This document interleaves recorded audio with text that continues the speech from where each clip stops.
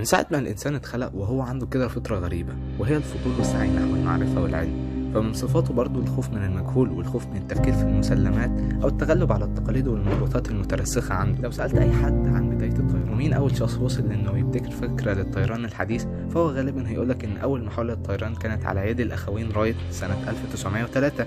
ويمكن يقولك على محاولات ليوناردو دافنشي واختراعه لجهاز الطيران زمان في وقت عصر النهضة الإيطالية، واللي فشل فيه برضه ساعتها. بس اللي مش كله هيعرفه ولا بيتقال كتير في التاريخ وان قبل الاخوين دول بأكتر من 1000 سنة، وتحديدا سنة 852 ميلاديا، العالم العربي المسلم عباس بن فرناس اللي أصله بيرجع لمدينة قرطبة في الأندلس كان أول شخص يحاول إنه يطير بشكل حقيقي وفعلي باستعمال جناحات صناعية عملها لنفسه وقتها.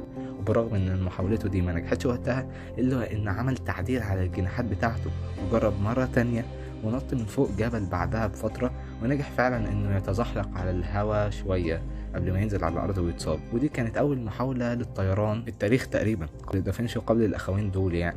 بس الحقيقة إنه برغم يكون الراجل ده كان عبقري وساهم بابتكارات واكتشافات كتير خدمت العلم البشري، إنه اخترع أول قبة فلكية بتظهر فيها محاكاة لحركة الكواكب والنجوم، وكمان اخترع قلم الحبر والساعة المائية والنظارات الطبية، وقدر يصنع زجاج الشفاف من الحجارة. إلا إنه اتحاكم كذا مرة تهمة الشعوذة والدجل في وقتها، وعانى كتير بسبب عبقريته وذكائه ده.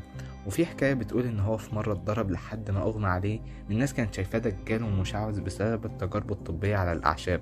ويمكن ده بيوريك قد إيه البشر دايما بيفضلوا أعداء المجهول لحد ما يعرفوه ويتعودوا عليه ويبقى مألوف بالنسبة له. ولولا كده ما كانش زماننا دلوقتي نعرف شكل الأرض من جوه، وكان زمان العالم لسه مكان كبير وواسع وغير محدود زي ما كنا زمان بالظبط.